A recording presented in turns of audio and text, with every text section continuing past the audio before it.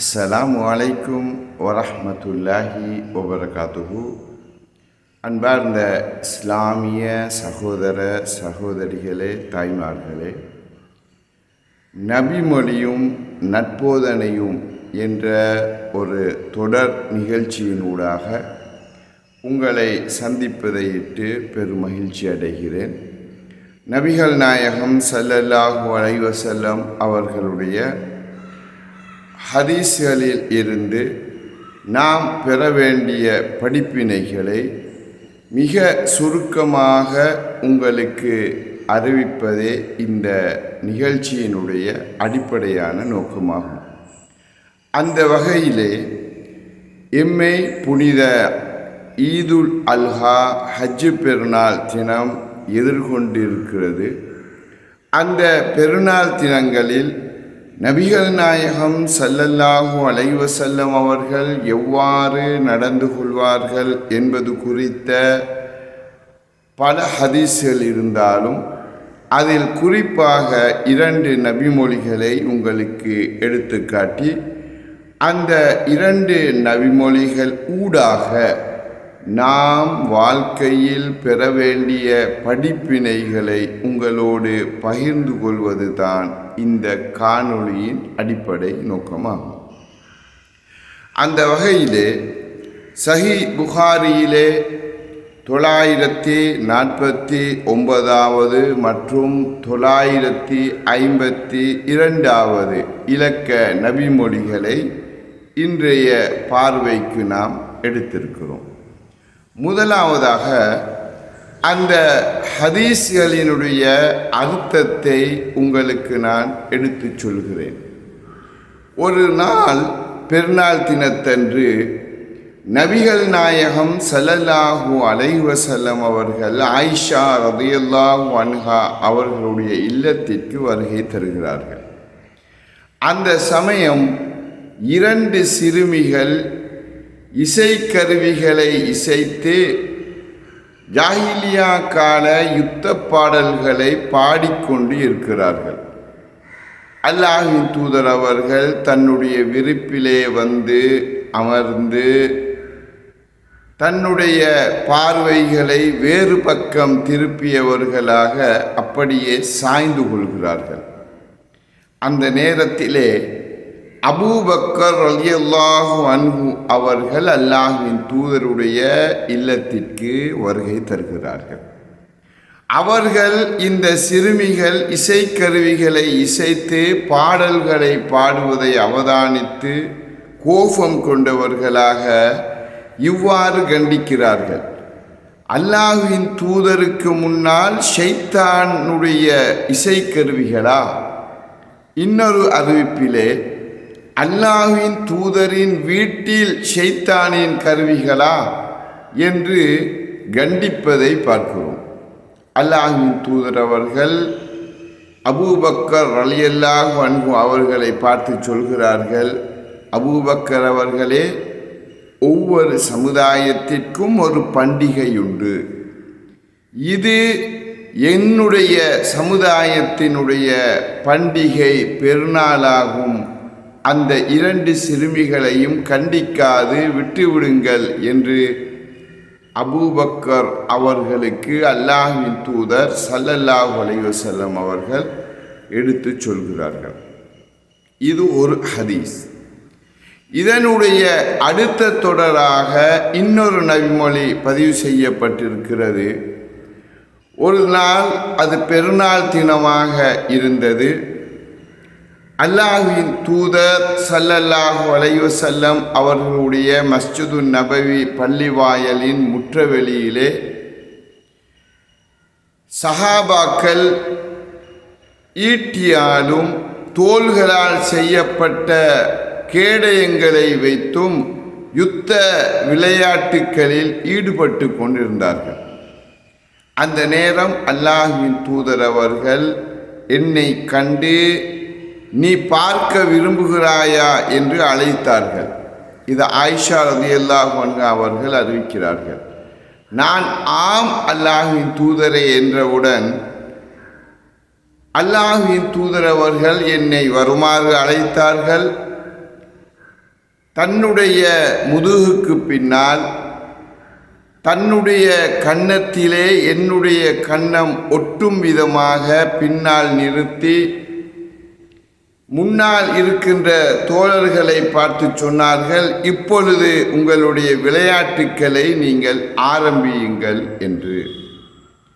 சிறிது நேரம் கழித்து அந்த விளையாட்டுக்களை பார்த்து நான் சலிப்படைந்ததற்கு பின்னால் அல்லாஹ்வின் தூதர் அவர்கள் என்னை பார்த்து கேட்டார்கள், ஆயிஷா உனக்கு போதுமா என்று கேட்டார்கள்.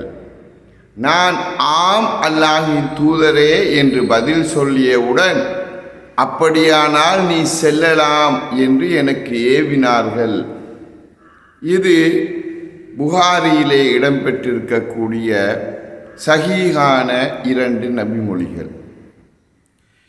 பெருநாள் தினத்திலே அல்லாஹ்வின் தூதர் ஸல்லல்லாஹு அலைஹி வஸல்லம் அவர்களுடைய நடைமுறை எவ்வாறு காணப்பட்டது என்ற படிப்பினைகளை இந்த ஹதீஸிலே இருந்து நாங்கள் பெறலாம்.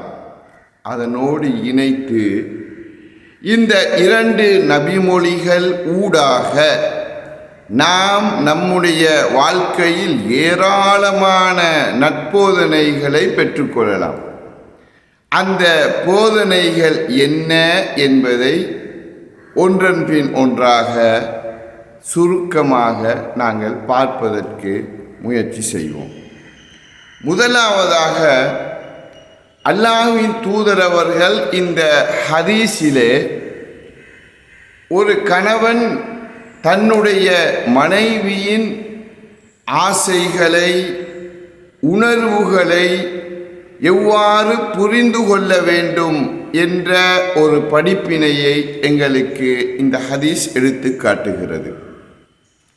ரசூல் ஸல்லல்லாஹு அலைஹி வஸல்லம் அவர்கள் வீட்டுக்குள் வருகிறார்கள். 2 சிறுமிகள் கருவிகளை பயன்படுத்தி பாடல்களை பாடிக்கொண்டிருக்கிறார்கள். இது ஹதீஸினுடைய முதலாவது பகுதி எடுத்து சொல்லுகிற வாசகம். இந்த செய்தி எங்களுக்கு எதை காட்டுகிறது? ஒரு ஆணுக்கு எப்படி பள்ளி தோழர்கள் இருப்பார்களோ, நண்பர்கள் இருப்பார்களோ, அவர்களோடு கதைப்பது எங்களுக்கு விருப்பம், அவர்களோடு ஒன்றாக இருந்து உரையாடுவது எங்களுக்கு மகிழ்ச்சியை ஏற்படுத்தும், அவர்களோடு சின்ன சின்ன விளையாட்டுகளில் ஈடுபடுவது எங்களுடைய உள்ளத்தில் ஒரு பெரிய சந்தோஷத்தை ஏற்படுத்தும் அல்லவா? இதே போன்றுதான் என்னுடைய மனைவியும் தன்னுடைய வயதை ஒத்த அந்த தோழிகளோடு உரையாடுவதையும் பேசுவதையும் நேரம் கழிப்பதையும் அவர்களோடு சின்ன சின்ன விளையாட்டுகளில் ஈடுபடுவதையும் அந்த மனைவி விரும்பக்கூடியவளாக இருப்பாள். இதை ஒரு கணவன் புரிந்து கொள்ள வேண்டும். மனைவியிடம் இப்படி சின்ன சின்ன ஆசைகள் இருக்கும். அந்த ஆசைகளுக்கு நாம் குறுக்கே வந்துவிடக்கூடாது. அவளுடைய உணர்வுகளை மதித்து அவளுக்கு அந்த பள்ளி தோழிகளோடு அவளுடைய நண்பிகளோடு அவளுக்கு நேரம் கழிப்பதற்கு நாம் போதிய வழிவகைகளை செய்து கொடுக்க வேண்டும். இது இந்த ஹதீஸினுடைய முதலாவது பகுதி எங்களுக்கு தருகிற ஒரு போதனை, வழிகாட்டுதல். அல்லாஹ்வின் தூதர் அவர்கள் வீட்டில் இருந்த 2 தோழிகளையும் விரட்டிவிடவில்லை. அவர்களுக்கு ஒன்றுமே சொல்லாமல் அவர்களை பாடலை பாட அப்படியே அனுமதித்துவிட்டு ஆயிஷா ரலியல்லாஹு அன்ஹா அவர்களுக்கும் எதுவும் கட்டளையிடாமல் அல்லாஹ்வின் தூதர் அவருடைய பாட்டிலே சென்று சாய்ந்து கொள்கிறார்கள்.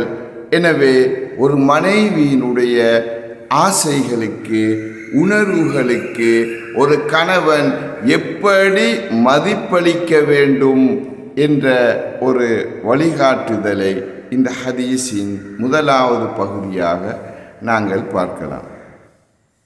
அதே போன்று இந்த ஹதீஸ் சொல்லுகிற இன்னொரு படிப்பினை தான், ஒரு கணவன் தன்னுடைய மனைவியை மதித்து வாழ வேண்டும்.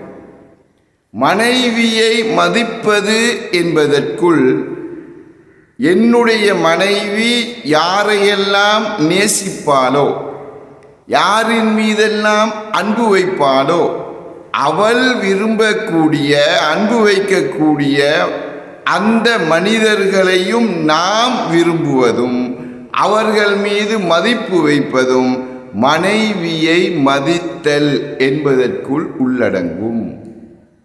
இதை நபிகள் நாயகம் ஸல்லல்லாஹு அலைஹி வஸல்லம் அவர்கள் இந்த ஹதீஸில் வெளிப்படுத்துவதை நீங்கள் பார்க்கலாம். அந்த தோழிகள் 2 பேரும் ஆயிஷா ரலியல்லாஹு அன்ஹா அவர்களோடு விளையாடுகிற போது அந்த தோழிகளை மதித்து அல்லாஹ்வின் தூதர் அவர்கள் எதுவும் சொல்லாமல் அமைதி காத்ததை நாங்கள் பார்க்கிறோம். அதே போன்று இன்னும் சில ஹதீஸ்களில் நாங்கள் பார்க்கலாம். நபிகள் நாயகத்தினுடைய முதல் மனைவி ஹதீஜா ரலியல்லாஹு அன்ஹா அவர்கள் மரணித்ததற்கெல்லாம் பிறகு மதீனாவுக்கு வந்து ஆயிஷா ரலியல்லாஹு அன்ஹா அவர்களோடு வாழ்ந்து கொண்டிருக்கிற காலத்தில் ஆயிஷா ரலியல்லாஹு அன்ஹா அவர்கள் இப்படி சொல்கிறார்கள், அல்லாஹ்வின் தூதருடைய மனைவிமார்களில் நான் அதிகம் ரோஷப்பட்ட மனைவி ஹதீஜா ரலியல்லாஹு அன்ஹா அவர்கள்தான். ஏனென்றால் அல்லாஹ்வின் தூதர் அவர்கள் இதா தபஹ ஷாத்த ஃபயகூல், வீட்டில் ஒரு ஆட்டு சமைத்தால், ஆட்டிறைச்சி சமைத்தால் அல்லாஹ்ட தூதர் கட்டளையிடுவார்களாம், அர்சிலு பிஹா இலா அஸ்திகாஇ ஹதீஜா, ஹதீஜாவுடைய தோழிகளுக்கு இதில் ஒரு பங்கை நீங்கள் அனுப்பி வையுங்கள். இந்த வார்த்தையை கேட்டு நான் அதிகம் ரோஷப்பட்டதுண்டு. ஒரு காலத்தால் அழிந்து போன, பல் விழுந்து போன ஒரு கிழவியை இன்னும் நீங்கள் நினைத்து கொண்டிருக்கிறீர்களா? அவளை விட சிறந்த இளம் வயது மனைவியாக அல்லாஹ் என்னை உங்களுக்கு தரவில்லையா? அப்படி இருந்தும் நீங்கள் அந்த வயோதிப பெண்ணையே நீங்கள் நினைத்து கொண்டிருக்கிறீர்களே என்று நான் ரோஷப்பட்டதுண்டு என்று ஆயிஷா அம்மையார் அவர்கள் சொல்லுகின்ற ஹதீஸையும் நாங்கள் அவதானிக்கலாம். இந்த ஹதீஸிலும் அல்லாஹ்வின் தூதர் ஸல்லல்லாஹு அலைஹி வஸல்லம் அவர்கள் என்றோ மரணித்து போன தன்னுடைய முதல் மனைவி ஹதீஜா அவர்கள் யாரை தன்னுடைய தோழிகளாக மதித்து அன்பு காட்டி வாழ்ந்தார்களோ அந்த தோழிகளை நினைவில் வைத்து வீட்டில் கறி சமைத்தால் அவர்களுக்கும் ஒரு பங்கை அனுப்புகிற அளவுக்கு தன்னுடைய வாழ்நாளில் தன் மனைவியின் தோழிகளை அவர் நேசித்திருக்கிறார், மதிப்பளித்திருக்கிறார் என்பதில் இருந்து மனைவியை மதிப்பது என்பதன் அர்த்தம் அவள் யாரை மதிக்கிறாளோ அவர்களையும் சேர்த்து மதித்தல் என்ற ஒரு நல்ல வழிகாட்டுதலை அல்லாஹ்வின் தூதருடைய இந்த ஹதீஸிலும் நாங்கள் பார்க்க முடியுமாக இருக்கிறது. அதே போன்று இந்த ஹதீஸ் எங்களுக்கு சொல்லுகிற 3வது ஒரு பகுதி இருக்கிறது. அதுதான் இஸ்லாத்திலே இசை கருவிகளை பயன்படுத்துவது ஹராம். இதை நாங்கள் எப்படி புரிந்து கொள்ளலாம்? ரசூல் ஸல்லல்லாஹு அலைஹி வஸல்லம் அவர்கள் சாய்ந்திருக்கிறார்கள், முகத்தை வேறு பக்கம் திருப்பி இருக்கிறார்கள். 2 சிறுமிகள் இசைக்கருவிகளை இசைத்து பாடல்களை பாடிக்கொண்டிருக்கிறார்கள். அபூபக்கர் ரலியல்லாஹு அன்ஹு அவர்கள் வருகிறார்கள். வந்து என்ன கேட்கிறார்கள்? மிஸ்மாரத்து ஷைத்தான் இந்த நபி ஸல்லல்லாஹு அலைஹி வஸல்லம், அல்லாஹ்வின் தூதருக்கு முன்னால் ஷைத்தானின் கருவிகளா? அல்லாஹ்வின் தூதரின் வீட்டில் ஷைத்தானின் இசை கருவிகளா என்று கடும் கோபமடைந்து ஆயிஷா அம்மையாரையும் பாடல்களை, அந்த இசைக்கருவிகளை இசைத்து பாடல்களை பாடிய அந்த சிறுமிகளையும் கண்டித்ததை நாங்கள் இந்த ஹதீஸிலே பார்க்கிறோம். அல்லாஹ்வுடைய தூதர் இதை கண்டித்தார்களா?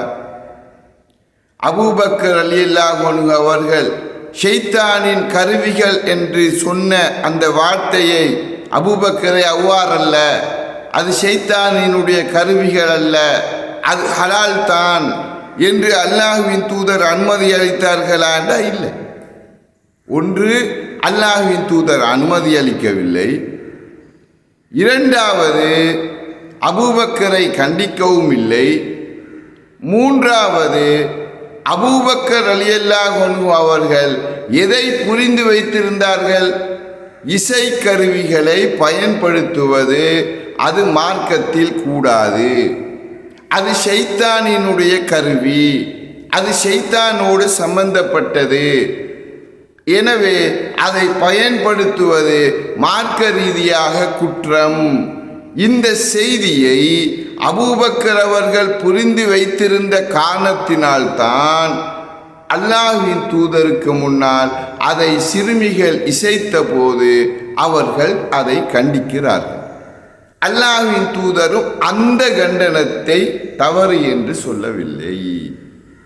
அப்ப இதிலிருந்து நாம் என்ன புரிந்து கொள்கிறோம் என்றால், அடிப்படையில் இசை கருவிகளை பயன்படுத்துவது மார்க்க ரீதியாக அனுமதிக்கப்பட்ட ஒன்று அல்ல. அதை அன்றைய நபித்தோழர்கள் அனைவரும் போன்று பொதுவாக அறிந்து புரிந்து வாழ்க்கையில் நடைமுறைப்படுத்தி இருக்கிறார்கள். அதுதான் அல்லாஹ்வின் தூதருடைய நடைமுறையாகவும் இருந்திருக்கிறது. இது முதலாவது அம்சம். இரண்டாவது, நபிகள் நாயகம் ஸல்லல்லாஹு அலைஹி வஸல்லம் அவர்கள் பயன்படுத்தக்கூடிய ஒரு வாசகம். அந்த வாசகமும் எதை காட்டுகிறது என்றால், இசைக்கருவிகள் இஸ்லாத்தில் அனுமதி இல்லை என்பதைத்தான் எடுத்து காட்டுவதை நீங்கள் பார்க்கலாம். அல்லாஹ்வுடைய தூதர் என்ன சொல்றாங்க? அபூபக்கரே, நீங்கள் அவர்களை விட்டு விடுங்கள். ஒவ்வொரு சமுதாயத்திற்கும் ஒரு பண்டிகை உண்டு, இது எங்களுடைய பண்டிகை, பெருநாள் என்று அல்லாஹ்வுடைய தூதர் ஒரு வார்த்தையை பயன்படுத்தினாங்களா இல்லையா? எனவே இந்த வார்த்தையில் இருந்து நம்மால் எதை புரிந்து கொள்ள முடியுமாக இருக்கிறது? இசை கருவிகளை பயன்படுத்தி பாடல்களை பாடுவது என்பது பொதுவாக மார்க்கத்தில் அனுமதி கிடையாது. ஆனால் பெருநாள் தினத்திற்கு என்று மாத்திரம் அல்லாஹ்வின் தூதர் அவர்கள் ஒரு விதிவிலக்கை அளித்திருக்கிறார்கள் என்பதைத்தான் நாங்கள் புரிந்து கொள்கிறோம். ஏனைய காலங்களில் அது மார்க்க ரீதியாக அனுமதி இல்லை. இது ஒரு அம்சம். அதே போன்று இந்த ஹதீஸில் நாம் தெரிய வேண்டிய இன்னொரு பகுதி, நாங்கள் பாடல்களை பாடுகிற போது அது இணை வைத்தல் இல்லாத வாசகங்கள், ஆபாசத்தை, அசிங்கத்தை, அருவருப்பை வெளிப்படுத்தாத வாசகங்களை கொண்ட பாடல்களை பாடுவதற்கு மார்க்கத்தில் தடை கிடையாது, அதற்கு அனுமதி உண்டு. ரசூலுல்லாஹ் வீட்டுக்கு வார நேரம் அந்த சிறுமிகள் என்ன பாடல்களை பாடினார்கள்? புஆஸ் என்று சொல்லக்கூடிய ஜாகிலியா காலத்தில் நடந்த யுத்த பாடல்கள், எதிரணியை தாழ்த்தியும் தம் அணியை உயர்த்தியும் பாடக்கூடிய பாடல்கள் புஆஸ் பாடல்கள் என்று அழைக்கப்பட்டன. அந்த பாடல்களைத்தான் கருவிகளை பயன்படுத்தி அந்த சிறுமிகள் பாடிக்கொண்டிருந்தார்கள். எனவே மார்க்கத்தில் இணை கற்பிக்கின்ற வாசகங்கள் இல்லாத, அருவருப்பான, அசிங்கமான அல்லது ஆபாசமான கருத்துக்களை பிரதிபலிக்கக்கூடிய வாசகங்கள் இல்லாத பாடல்களை ஒருவன் படிக்கிறான் என்றால் அது மார்க்க ரீதியாக தடை இல்லை. இசைக்கருவிகள் இல்லாமல் கூட அதை ஏனைய காலங்களில் கூட பாடுவதற்கு மார்க்க ரீதியாக அனுமதி உண்டு என்ற செய்தியையும் இந்த ஹதீஸின் ஊடாக நம்மால் புரிந்து கொள்ள முடியுமாக இருக்கிறது. அதே போன்று இந்த ஹதீஸில் நாம் தெரிந்து கொள்ள வேண்டிய இன்னொரு விடயம்தான் பெருநாள் தினம் என்று வந்தால் அந்த பெருநாள் தினத்திற்கு சில விதிவிலக்குகளை அல்லாஹ்வின் தூதர் அவர்கள் அனுமதித்து இருக்கிறார்கள். ஏனைய காலங்களில் இசைக்கருவிகளை பயன்படுத்தி பாடல்களை பாடுவது மார்க்க ரீதியாக அனுமதிக்கப்படாத பட்சத்திலும் இந்த ஹதீஸில் அபூபக்கர் ரலியல்லாஹு அன்ஹு அவர்கள் அந்த சிறுமிகளை கண்டித்த போது அல்லாஹ்வின் தூதர் கூறிய வார்த்தைகளை அவதானித்து பாருங்கள். யா அபாபக், அபூபக்கரே, இன்ன லிகுல்லி கௌமின் ஈதன், ஒவ்வொரு சமுதாயத்திற்கும் ஒரு பெருநாள் உண்டு. வஹாதா ஈதுனா, இது எங்களுடைய பெருநாள் அப்பா. எனவே அந்த இருவரையும் தௌஹுமா, நீங்கள் விட்டுவிடுங்கள், கண்டிக்காதீர்கள். எனவே பெருநாள் என்பது ஒரு மகிழ்ச்சியான நாள், சந்தோஷமான ஒரு நாள். எனவே அந்த சந்தோஷமான நாளில் மனித இயல்பு சில விடயங்களின் பால் நாட்டம் கொள்ளும். இது மனிதனுடைய இயல்பு, ஃபித்ரா. அந்த இயல்பை இஸ்லாம் தடுக்கவில்லை. அல்லாஹ்வுடைய தூதர் அந்த இயல்பை கருத்தில் கொண்டு பெருநாள் தினமா, பண்டிகையா, ஹஜ்ஜி பெருநாளா, நோன்பு பெருநாளா, அந்த நாள்களில் நீங்கள் பாடல்களை நீங்கள் பாடலாம். அதை சில கருவிகளை பயன்படுத்தி அந்த பாடல்களை பாடுவது கூட உங்களுக்கு குற்றம் கிடையாது என்று அல்லாஹ்வின் தூதர் விதிவிலக்காக பெருநாள் தினத்தை அனுமதித்திருக்கிறார்கள். எனவே பெருநாள் தினம் என்பது சோகமாக இருக்கக்கூடிய ஒரு தினம் அல்ல, மகிழ்ச்சியாக இருக்க வேண்டிய ஒரு குதூகலமான நாள் என்ற விடயத்தையும் இந்த ஹதீஸின் ஊடாக நாம் புரிந்து கொள்ள முடியுமாக இருக்கிறது. அதே போன்று இந்த அனுமதி கூட மார்க்கத்தில் ஒன்றுக்கு அனுமதி இருக்கிறது என்பதற்காக எல்லை மீறி போய்விடக்கூடாது. அதையும் இந்த ஹதீஸ் சூசகமாக எங்களுக்கு உணர்த்துவதை நீங்கள் பார்க்கலாம். பொதுவான அனுமதியை அல்லாஹ்வுடைய தூதர் பெருநாள் தினத்திற்கு ஒரு விதிவிலக்காக தந்தாலும் கூட அல்லாஹ்வின் தூதர் அந்த இசைக்கருவிகளை பயன்படுத்தி பாடல்களை பாடியதை ரசித்தார்களா என்ற ரசிக்கல்ல. ஹதீஸ்ல வாசகம் தெளிவாக வருகிறது. ஃபல்தஜ அலல் ஃபிராஷி, விரிப்பிலே படுக்கையிலே சாய்ந்து கொண்டார்கள். வஹவ்வல வஜ்ஹஹு, தன்னுடைய முகத்தை வேறு பக்கமாக திருப்பிக் கொண்டார்கள். இந்த வாசகத்தை நாங்கள் பார்க்கிறோமா இல்லையா? அப்போ அல்லாஹ்வினுடைய தூதர் அவர்கள் அந்த விடயத்தை பெரிதாக ஆசை வைக்கவில்லை, பெரிதாக அதை விரும்பவில்லை. ஒரு முழுமையான விருப்பம் இல்லாமல் ஒரு பெருநாள் தினமாயிற்றே, அதற்கு ஒரு அனுமதி என்ற அடிப்படையில் தான் வழங்கினார்களே தவிர அல்லாஹ்வுடைய தூதர் அனுமதி வழங்கி விட்டார்கள். எனவே பொப்பிசை பாடல்களை அல்லது நவீன இசைக்கருவிகளை எல்லாம் பயன்படுத்தி நாம் மியூசிக்குகளை பயன்படுத்தி வேண்டிய குத்தாட்டங்களை போடலாம் என்று நாங்கள் புரிந்து எல்லை மீறி சென்று விடக்கூடாது. விதிவிலக்கு இருக்கிறது, அனுமதி இருக்கிறது பெருநாள் தினத்தில் பயன்படுத்த, அதுவும் அளவோடு இருக்க வேண்டும் என்ற ஒரு படிப்பினையையும் இந்த ஹதீஸ் எங்களுக்கு உணர்த்துவதை நாங்கள் பார்க்கலாம். அடுத்ததாக இந்த ஹதீஸ் சொல்லக்கூடிய முக்கியமான ஒரு விடயம்தான், ஒரு தந்தை தன்னுடைய பிள்ளையுடைய ஒழுக்க விடயத்தில் எப்பொழுதும் கரிசனையோடு அக்கறையோடு நடந்து கொள்ள வேண்டும். அபூபக்கர் ரலியல்லாஹு அன்ஹு அவர்கள் தன்னுடைய அருமை மகள் ஆயிஷா ரலியல்லாஹு அன்ஹா அவர்களை அல்லாஹ்வின் தூதருக்கு திருமணம் செய்து கொடுத்து விட்டார்கள். இதன் பிறகு என்னுடைய கடமை முடிந்து விட்டது, அவராட்சி அவருடைய மனைவியாட்சி என்று அபூபக்கர் அவர்கள் அப்படியே ஒதுங்கி செல்லவில்லை. தன்னுடைய மகளுடைய ஒழுக்க விவகாரத்தில் கணவனோடு நடந்து கொள்ளுகின்ற அந்த நடத்தை சார்ந்த அம்சங்களில் மிக கண்ணும் கருத்துமாக அவதானித்திருக்கிறார்கள்.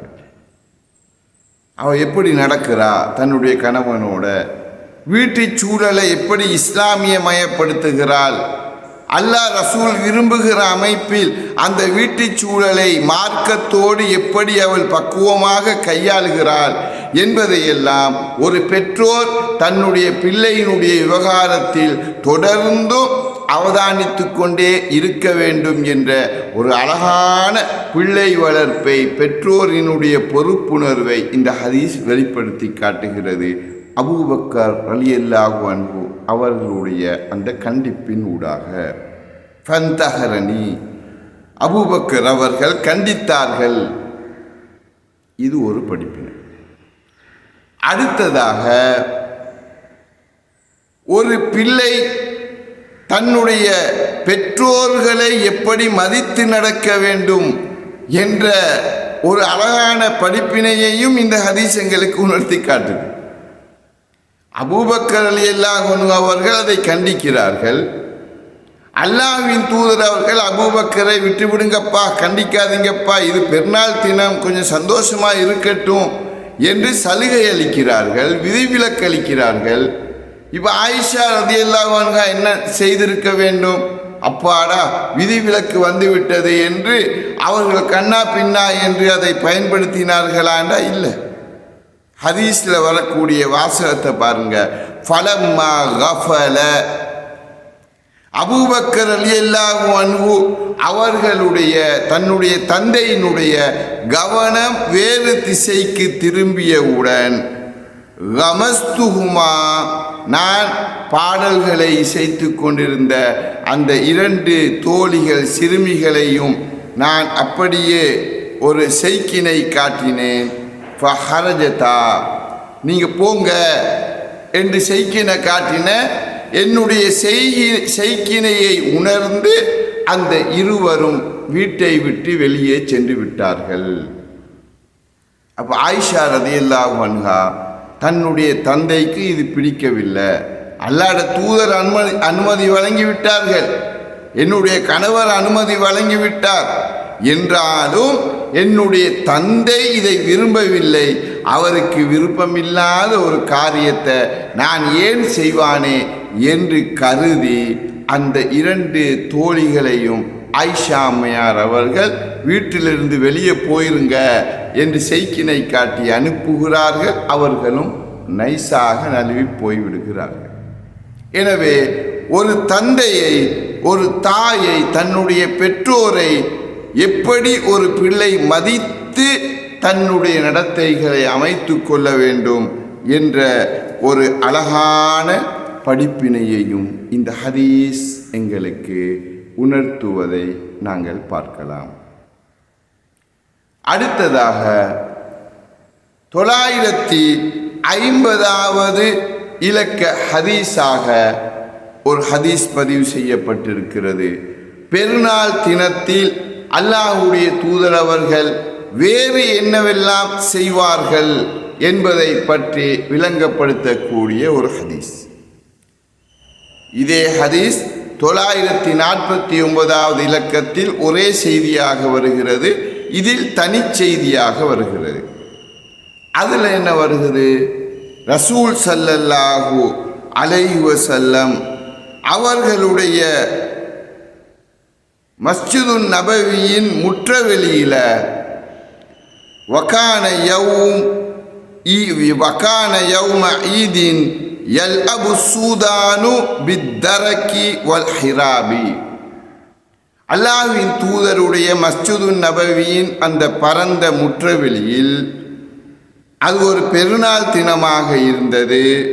அந்த பெருநாள் தினத்தில் சூடான் நாட்டு வீரர்கள் ஈட்டிகளாலும் தோளால் செய்யப்பட்ட கேடயங்களை பயன்படுத்தியும் அவர்கள் விளையாடி கொண்டிருந்தார்கள்.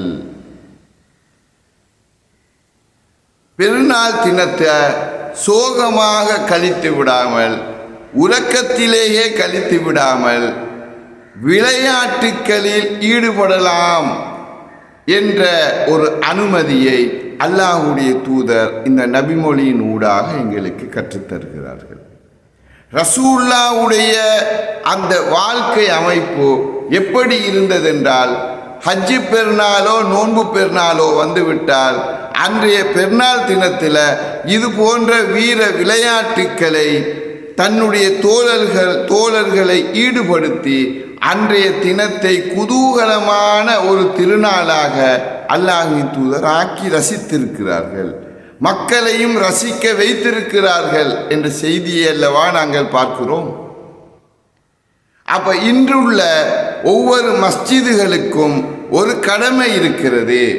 அந்தந்த ஊரில் ஒவ்வொரு மஸ்ஜிதும் தங்கள் ஊர் மஹல்லா வாசிகளை பெருநாள் தினங்களில் ஒன்று கூட்டி அவர்களுக்கான விளையாட்டு போட்டிகளை அந்த பள்ளிவாயில் தலைமையில் அந்த ஊருக்குள்ள நடாத்துகின்ற ஒரு நடைமுறையை அந்த ஊர் பள்ளி நிர்வாகம் மேற்கொள்ள வேண்டும்.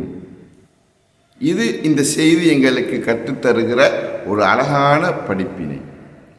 அப்படியான விளையாட்டுக்கள் மகிழ்ச்சியாக காலத்தை கழிக்கக்கூடிய அற்புதமான தருணங்கள் பள்ளி நிர்வாகங்களால் ஏற்படுத்தி கொடுக்காத பட்சத்தில் அந்த ஊரில் உள்ளவர்களும் இளைஞர்களும் சிறுவர்களும் மார்க்கம் ஹராமாக்கிய விடயங்களை நோக்கி திசை திரும்புவதற்கு வாய்ப்பு உண்டு.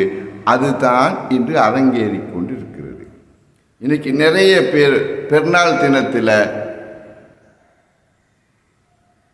நடனம் என்றும் இசை கச்சேரி என்றும் ஆடல் பாடல் என்றும் எல்லை மீறி சென்று ஆபாசம் என்று மூழ்கி பார்க்கக்கூடாததை பார்த்து ரசித்து ஷைத்தானினுடைய சதிவலைகளில் வீழ்ந்து தன்னை ஒரு பாவத்தாளியாக மாற்றிக்கொள்ளுகின்ற அந்த கேடுகட்ட கலாச்சார நடைமுறை இன்று முஸ்லிம் சமூகத்திலும் வேர் பிடித்து வளர்ந்து வருகிறதா இல்லையா?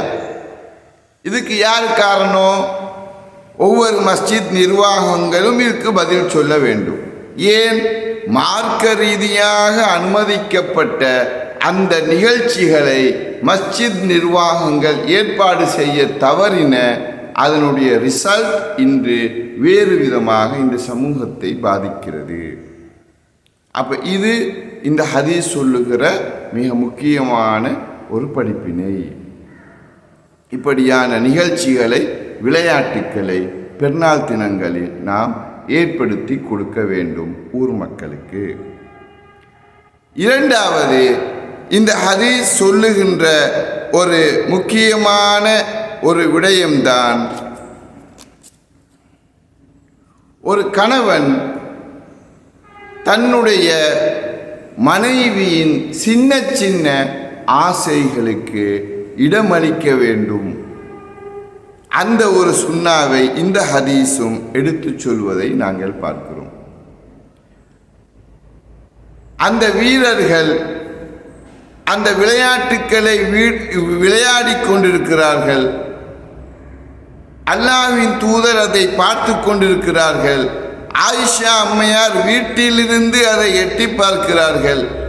அல்லாஹ்வுடைய தூதர் தந்த மனைவி இதை பார்ப்பதை ரசிப்பதை விரும்புகிறாள் என்பதை புரிந்து அந்த மனைவியின் உள்ளத்தில் ஓடுகிற அந்த எண்ணங்களை அறிந்து ரசனையை புரிந்து அதற்கு இடமளிக்கும் விதமாக அழைக்கிறார்கள்.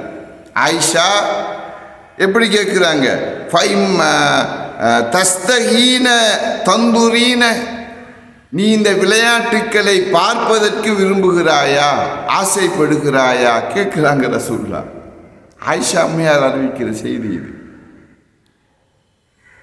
உனக்கு விருப்பமா இந்த விளையாட்டை பார்க்க? ஆண்கள் விளையாடுகிறார்கள்.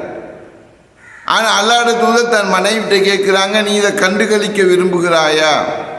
ஃபகுல்து நஅம், நான் சொன்னேன் ஆம், எனக்கு பார்க்க விருப்பமாயிக்கு இந்த விளையாட்டை. அப்படி என்றால் வா என்று அழைக்கிறார்கள். தன்னுடைய முதுகுக்கு பின்னால் தன்னுடைய மனைவியை நிறுத்துகிறார்கள். அதையும் எப்படி நிறுத்துகிறார்கள்? அதில் ஒரு படிப்பினை இருக்குது. தன்னுடைய மனைவியுடனான அந்த நெருக்கத்தை ரசூல் ஸல்லல்லாஹு அலைஹி வஸல்லம் அவர்கள் 2 விதமாக வெளிப்படுத்தி இருக்கிறார்கள். ஒன்று உடல் ரீதியான நெருக்கம். தன்னுடைய கன்னத்தோடு தன் மனைவியின் கன்னத்தை ஒட்டி உரசும் விதமாக இவ்வாறு தோள்களுக்கு பின்னால் மனைவியை நிறுத்தி 2 கன்னங்களும் ஒன்றோடு ஒன்று ஒட்டும் விதமாக அந்த விளையாட்டை பார்ப்பதற்கு அல்லாஹ்வின் தூதர் அனுமதி அளித்தார்கள். அப்போ இந்த செய்தியில் தெளிவாக வருகிறது, ஃபஅகாமனி வராஅு ஹத்தி அலா ஹத்திஹி, தனக்கு பின்னால் தன்னுடைய கன்னத்தோடு என்னுடைய கன்னத்தை ஒட்டும் விதமாக நிறுத்தினார்கள். வஹுவ யகூலு தூனகும் யா பனி அர்ஃபிதா, எத்தியோப்பிய வீரர்களே ஆரம்பியுங்கள் உங்கள் விளையாட்டுக்களை என்று அல்லாஹ்வின் தூதர் சொன்னார்கள். எனவே ஒரு மனைவியோடு ஒரு கணவன் உடல் ரீதியாக எவ்வளவு நெருக்கமாக இருக்க முடியுமோ அவ்வளவு நெருக்கமாக அல்லாஹ்வின் தூதர் தன்னுடைய வாழ்க்கையை அமைத்திருக்கிறார்கள். உடலோடு ஒட்டிய வண்ணம் நடந்திருக்கிறார்கள். உடலோடு ஒட்டிய வண்ணம் நின்றிருக்கிறார்கள். பொதுவெளியில் மக்கள் பார்க்கிற ஒரு சபையில் கூட ரசூலுல்லாஹ் தன்னை மனைவியை நெருக்கமாக தன்னோடு கன்னங்கள் படுமளவுக்கு வைத்திருக்கிறார்கள் என்றால் உடல் ரீதியாக எந்த அளவுக்கு அவர்கள் இருவரும் ஒரு அன்பு பிணைப்போடு வாழ்ந்திருக்கிறார்கள் என்ற ஒரு சுண்ணாவை பார்க்க முடியுமாக இருக்கிறது. இரண்டாவது என்ன? உணர்வு ரீதியான நெருக்கம். உணர்வு ரீதியான நெருக்கம். தன் மனைவியில உள்ளத்தில் இருக்கிற அந்த சின்ன ஆசைக்கு எந்த அளவு தூரம் அல்லாஹ்வுடைய தூதர் வழியமைத்து கொடுத்தார்கள் என்று பாருங்கள். ஆயிஷா நாகியை பார்த்து ரசூலுல்லாஹ் கேட்குறாங்க, ஹத்தா இதா மலில் து, ஆயிஷா நாகி சொல்கிறாங்க, எனக்கு பார்த்து சலித்ததற்கு பின்னால் அல்லாஹ்வுடைய தூதர் என்ன பார்த்து சொன்னாங்க, ஹஸ்புகி, உனக்கு போதுமா என்று கேட்டார்கள். நான் அப்பொழுது போதும் என்று பதிலளித்தேன். அதற்கு பின்னால் தான் அல்லாஹ்வின் தூதர் என்ன பார்த்து சொன்னார்கள், ஃபத்ஹபி, அப்படி என்றால் நீ போகலாம் என்று சொன்னார்கள். தன்னுடைய இஷ்டத்திற்கு தான் ரசித்து தனக்கு சலித்ததற்கு பின்னால் மனைவிக்கு இது அவ இன்னும் விரும்புகிறாளா இல்லையா என்ற மனைவியின் விருப்பத்தை அறியாமல் விரட்டிவிடவில்லை. எனக்கு போதும், ஆம் நீ போகலாம் என்று அனுப்பிவிடவில்லை. அந்த மனைவிக்கு அது போதுமா இருக்குதா? அவ மகிழ்ச்சி அடைகிற அளவுக்கு இந்த விளையாட்டை ரசித்திருக்கிறாளா? அவக்கு அந்த அவ பார்த்தது சுவைத்தது எல்லாம் போதுமா? திருப்தியா அவ இருக்கிறாளா? இந்த விஷயத்தில் மனைவியின் திருப்தியை அவதானிக்கிறாங்க ரசூலுல்லாஹ். எனவே ஒரு கணவன் தன்னுடைய மனைவியின் உணர்வை புரிஞ்சு அவளோட திருப்தியை அவதானித்து அவள் போதிய மகிழ்ச்சியை இந்த விளையாட்டின் ஊடாக இந்த நிகழ்வின் ஊடாக அடைந்திருக்கிறாளா என்பதை எடை போட்டு பார்ப்பது ஒரு கணவனுடைய கடமை என்பதை அல்லாஹ்வின் தூதர் இங்கு வெளிப்படுத்தி இருக்கிறாங்க. எனவே ஒரு பெருநாள் தினம் என்று வந்தால் மனைவியை வீட்டுக்குள்ளேயே அடைச்சி வைக்காம கொஞ்சம் வெளியே கூட்டி கொண்டு போகணும். நாம் ஆசைப்படுறோமா இல்லையா? பெருநாள் தினம் என்றா என் ஃப்ரெண்ட்ஸ்மாரோட வீட்டுக்கு போகணும், ஒரு பார்க்குக்கு போகணும், ஒரு சுற்றுலா தலத்துக்கு போக வேண்டும், ஒரு உணவகத்துக்கு போய் நன்றாக சாப்பிட வேண்டும். நாங்கள் விரும்புகிறோம். ஏன் அதை ஒரு மனைவி விரும்பக்கூடாது? அவளுக்கு அந்த ஆசைகள் இல்லையா? எனவே அந்த ஆசைக்கு நாங்கள் இடமளிக்க வேண்டும். அவளை வெளியே அழைத்து செல்ல வேண்டும். அது பூங்காவனமாக இருக்கலாம், அது சுற்றுலா தலங்களாக இருக்கலாம், அது நல்ல உணவகங்களாக இருக்கலாம், அல்லது அவள் நேசிக்கக்கூடிய உறவினர்களுடைய தோழிகளுடைய நட்பு வட்டாரங்களுடைய வீடுகளாக இருக்கலாம். அப்படியான இடங்களுக்கு அழைத்து சென்று அவளுக்கு தேவையான அந்த மகிழ்ச்சியை அவளுக்கு நாங்கள் வழங்க தவறிவிடக்கூடாது. இந்த ஒரு நடைமுறையையும் இந்த ஹதீஸ் எங்களுக்கு படிப்பினையாக தருகிறது. எனவே 2 சின்ன நபிமொழிகள், அந்த நபிமொழிகள் ஊடாக அல்லாஹ்வின் தூதரவர்கள் ஒரு பெருநாள் தினத்தை எப்படி மகிழ்ச்சியாக கழித்திருக்கிறார்கள் என்பது மட்டுமல்லாமல் அந்த ஹதீஸிலிருந்து நாம் பெற வேண்டிய வாழ்க்கைக்கான இன்னொரன்ன பாடங்கள் பல இருக்கின்றன. அதில் சிலதை இன்றைய தினம் நாங்கள் பார்த்திருக்கிறோம். இன்ஷா அல்லாஹ் மீண்டும் ஒரு நபிமொழியின் ஊடாக அதன் படிப்பினைகளை நாங்கள் பார்ப்போம். அதுவரைக்கும் அஸ்ஸலாமு அலைக்கும் வரஹ்மத்துல்லாஹி வபரகாத்துஹு.